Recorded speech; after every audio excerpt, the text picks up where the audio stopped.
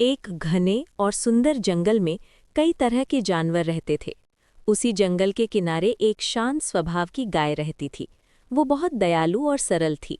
जंगल के सभी छोटे बड़े जानवर उससे प्यार करते थे, क्योंकि वो हमेशा सबकी मदद करती थी। उसी जंगल में एक ताकतवर शेर भी रहता था। वो जंगल का राजा माना जाता था। सभी जानवर उससे डरते थे, क्योंकि उसका स्वभाव थोड़ा गुस्सैल था। शेर को लगता था कि जंगल में वही सबसे ताकतवर और सबसे महत्वपूर्ण है। एक दिन सुबह सुबह एक हिरन पानी पीने के लिए नदी के पास गया।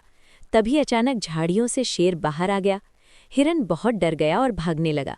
शेर भी उसके पीछे दौड़ पड़ा। हिरन अपनी जान बचाने के लिए बहुत तेजी से भाग रहा था। भागते भागते हिरन गाय के पास पहुंचा और हाँफते हुए बोला, गाय बहन, कृपया मेरी मदद करो, शेर मुझे पकड़ना चाहता है। गाय ने शांत स्वर में कहा, डरो मत, मैं कुछ करती हूँ। थोड़ी ही देर में शेर भी वहां पहुंच गया।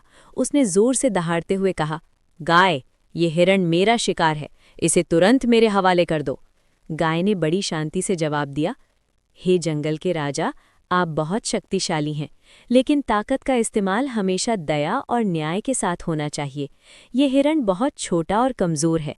अगर आप इसे खा लेंगे तो इसे जीने का मौका ही नहीं मिलेगा। शेर कुछ पल के लिए चुप हो गया।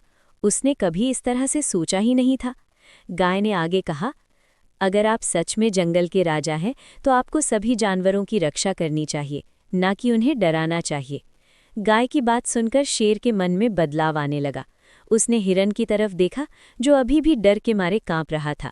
कुछ देर सोचने के बाद शेर बोला, गाय, तुम्हारी बात सही है।